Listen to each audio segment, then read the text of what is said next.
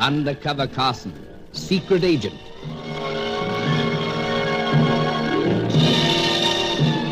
Operation Deathray, an assignment in Rio.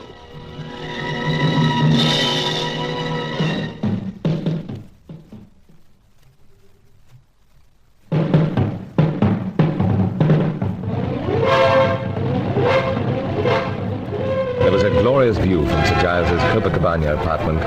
The enclosing mountains with their weird shapes, their picturesque names, such as Hunchback, Sugarloaf, Parrot's Beak.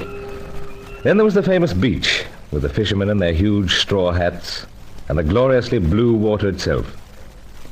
But every time I think of that water, I think of my dash from the Davenport apartment with the time bomb that Julius Grant so thoughtfully left there.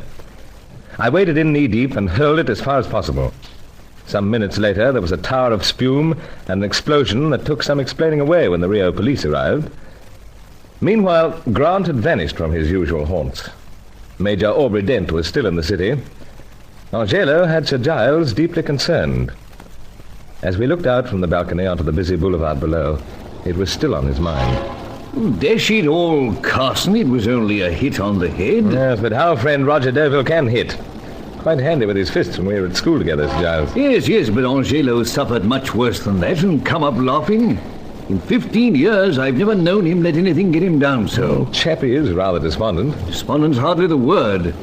He's quite certain he's dying. Speaks about the spirits telling him so. Age-old superstition, to use a hackneyed phrase. All the same, I'm deeply concerned. Perhaps it's something to do with the carnival. In what way? Well, sir, isn't it more or less tradition that the servants walk out? Oh, yes. And our Angelo has done his share of walking out. Roisted with his many relatives and acquaintances, no doubt. Could it be that he's down in the dumps because he's not fit enough to join the fun this year? I don't think so, Carson. I don't know what to make of it all. And look at all that traffic. Yes, it is much thicker than usual. The city's getting packed. Tens of thousands come in for the carnival. And it's Friday already, you know. I'm not forgetting, sir. Fun starts Sunday and lasts for 3 days. And those 3 days represent our last chance to get the secret of the Deathray. The Cossack will be in town. Charco hopes to make his final coup. And yet we are so helpless. Yes. Friend Roger has contact with Charco. But where is the blighter? Vanished. Like so many others, like Miss Bruin, like my lamented friend Grant, like Mademoiselle Carelli. But Helena Jansen promises to contact us the moment she has anything on Deauville's whereabouts. A slender hope. Helena's determined to assist, if only to make up for past failures, Sir Giles. Yet she confesses to us that she has this deep attachment to her wayward brother. So it's possible that she'll suddenly decide to shield Deauville again. No, sir. I think I know the type of woman Helena really is. Once she gives her word, then she stays with it. Well, let's hope so. I say, sir. What's that coming along the boulevard? A great mass of colour, like some bird. Such a bird I've never seen, Carson, not in all my bird-watching days. It's one of the floats for the carnival procession. Oh, yes. There are scores of them, you know. But a whole series portray the outstanding events of the preceding year. They do, eh? Indeed. And they're so striking and ingenious. It's one of the greatest spectacles of the Western Hemisphere. All the world, for that matter. I assure you, old fellow. No, I'm not doubting that, Sir Giles. Just thinking. This Deathray hunt is a rather important event. By Jove, yes. Yes, but what a grim sort of float that would make. Beautiful women, dangerous men, jungle, strange weapons. But we are up against it. I fear so. There's just one chance, however. Excellency! One moment, Carson. It's Angelo. Yeah, right with you, sir. Excellency! Coming, old man. The spirits, they call upon me again. Now. Excellency, I know these things. Death hangs over me, as the Corcovado hangs over the bay. Corcovado? The hunchback, Carson. Oh, yes, I see. But Angelo, dear fellow, we can't have you carrying on like this. Man alive, it'll soon be carnival time. 2 days and the festivities start. 2 days, Excellency, and you need my assistance more greatly than ever. Yes, indeed we do. Yet I will not be with you. Enough of this now. The spirits have spoken, and they will speak again, Excellency. I do wish you'd tell them to stop bothering you. Listen to me, Excellency. Yes, yes, old fella. In return for the life that they take from me, I will ask that they tell me something that may be of some help to you in your search. Really, now you are distressing me. And that is why I call for you. In return for my life, Excellency, the place where this charcoal may be found. Or perhaps the one you call the Cossack. That is all, Excellency. Let's leave him for a while, Carson. So. But when he called out, you were saying something about just one chance. So, Faye. Mademoiselle Corelli? Right, sir. But we've heard nothing from her since she so obligingly phoned to say there was a time bomb planted in the apartment. True. Then how the deuce can we make any use of her? Well, rather than twiddle thumbs, sir, I thought I might look over the town. Shops always did fascinate her, you know. Oh, no. Look It's here. a long shot, perhaps, but I might spot her somewhere. Shops, cafes, cabarets. I'll leave you to look after Angelo. Besides, I've never seen a city steaming up for a carnival.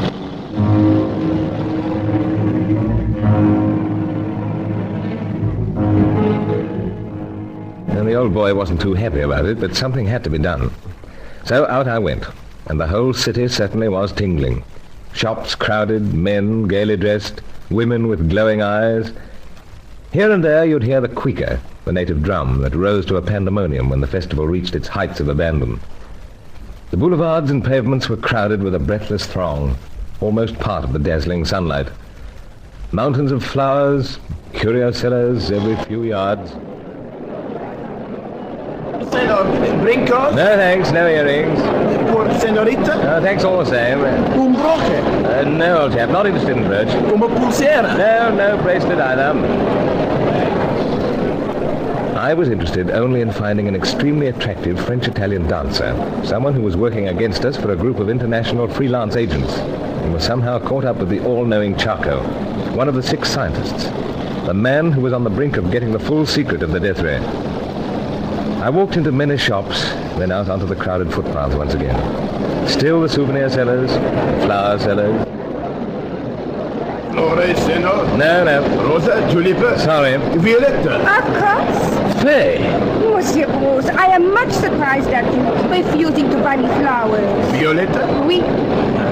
Senorita? Oh, well, best I fork it out. Here you are. Is that enough? Oh, senor. Keep the change. Come along, dear. Muito obrigado, senor. Muito obrigado. Yes, and I'm much obliged, too. Late. What do you say, Monsieur Bruce? Oh, just nothing in the pipe. Yeah, but fancy meeting you, Faye. But you avoid me. Oh, me avoiding you? I never see you. Oh, have it your own way, then. But these are so beautiful, these flowers. Flower meets flower, eh? You say the nice thing. Better say still nicer. Now, how about we slip into yon cafe? I've been dying to have a chat. Of course, Monsieur Bruce. And I tell you how much I miss you.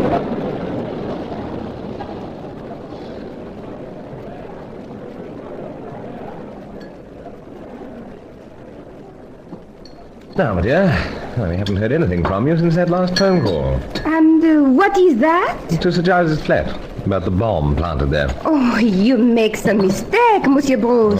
So we're on to that again. But the warning was appreciated. Faye, why do you keep doing these things? You talk about the things of which I know nothing. Faye, you know and I know exactly what the carnival means to a lot of people. And you must realize that I'm growing desperate. Desperate? Oh, then at last, Monsieur Bruce, you do something about me, perhaps? Yes, I intend to.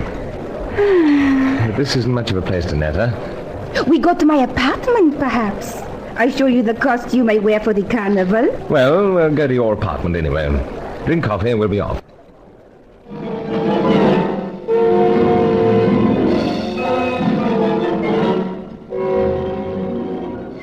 I had a good array of pipes, so I felt pretty safe. Though, as usual, the exotic Faye was dangerously disarming. What drove a creature like this to the dark and devious depths of espionage? Well, I was determined to find out that, but more especially, how she contacted Charco, or he contacted her. However, I was prepared to wait a while. That's why I agreed to seeing her dressed up in her carnival costumes. Ah, those glorious legs. You like it, Monsieur Bruce? Yeah, breathtaking. I am the Harlequin. Oh, but what a harlequin. Now I do the dance for you. No music.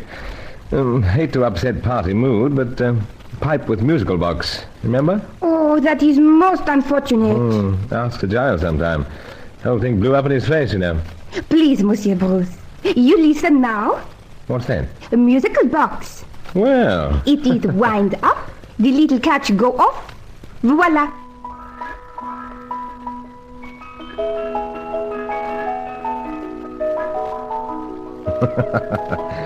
what sort of dance you do to that? In the moment I show you. But here, What's this? a box of cigarettes. Well, I smoke a pipe. Oh, but I got so accustomed to you with the pipe. Trademark. Collecting them a hobby. Please, for once, the cigarette. Oh, well, why not? Now I light it for you. Service plus. Fancy lighter? Here. It goes the first time, I bet. See?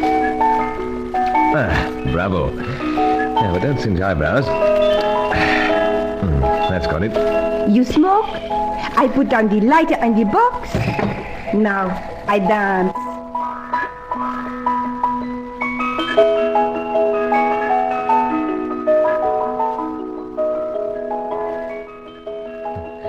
Faye, I just can't imagine it of you. You're not think my dancing good? Oh, divine. Then what is it?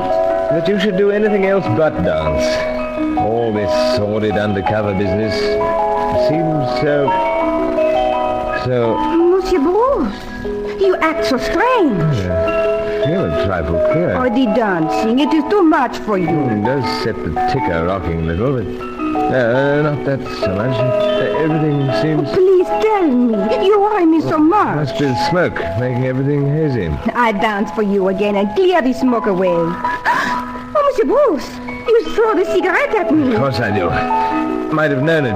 Drugged. Some dance you led me. Oh, Monsieur Bruce! Monsieur Bruce!